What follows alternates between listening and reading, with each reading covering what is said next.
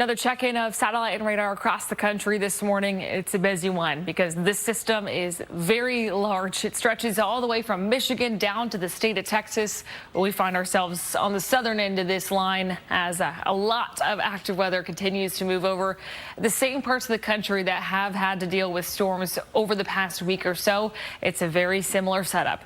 Thankfully, limited severe potential for most of us today. We have seen some warnings issued to our north and east. Those have been allowed to expire. The biggest problem we're seeing unfold right now, it's flooding, and that goes for multiple states along this line, including right here in North Texas. The latest for the National Weather Service, we've got a flash flood warning. Now looks like we've got a second one they've built in down to the south of this. I imagine very similar concerns where we've got anywhere from 1 to 3 inches of rain falling per hour. That's just too much rain all at once. We will likely see a lot of this, unfortunately, continue as rain moves over the area through the rest of the morning.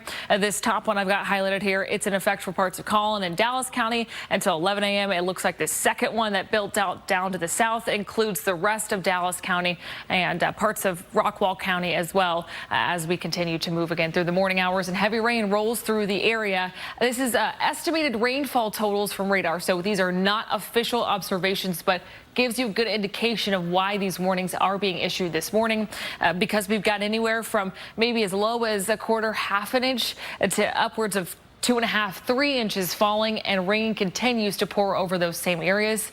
So when you add rain to already saturated soils or already ponding roadways, that's when we get the concern for flooding. A look right now closer to home at our Doppler radar continues to move in. It's a lot of flashes of lightning, and we've seen some really gusty winds roll through the area as well. This is some of our peak wind gusts recorded across North Texas this morning. This all fueled by a cold front. So these gusts blowing in out of the north, bringing in a big push of cooler air. 40-mile-per-hour gust was just recorded in the last 30 minutes out of the Dallas-Fort Worth airport. 38-mile-per-hour gust out of Fort Worth. Out west in Throckmorton, where we kind of saw this storm get up and going, 43-mile-per-hour gust was recorded. And now out east, even getting a touch of that. Gusts frequently exceeding 25, even 30 miles per hour. More of the same expected as this front continues its march down to the south and east. These are a look at our sustained winds right now across the region. You could see where it has started to shift things. Behind the front out of the north and northwest, anywhere from about 15 to 25 mile per hour sustained winds. Out ahead of it, still moisture rich as winds pull in from the south and southwest, and they're on the lighter side. But this will change in the coming hours because that front continuing its hike to the south and east. Also really affecting our temperatures. There is a very harsh gradient ongoing from the northwest down to the south and east. Take a look at current temperatures right now. It just depends on where you are. The further to the west you go, the cooler it is. Finding ourselves in the 40s, 43 for Wichita Falls, 44 for Graham. You move back toward the Metroplex. We sit right at 50 right now out of Dallas-Fort Worth. We've cooled 6 degrees in the past 20 minutes. So we're seeing temperatures rapidly tumble.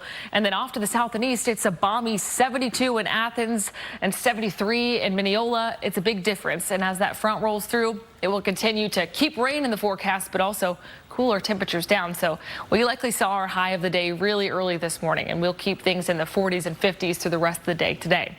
A look at Futurecast, how we can expect to plan for the rest of the rain today. That cold front keeps things up and going through the mid-morning hours, 9, 10 o'clock.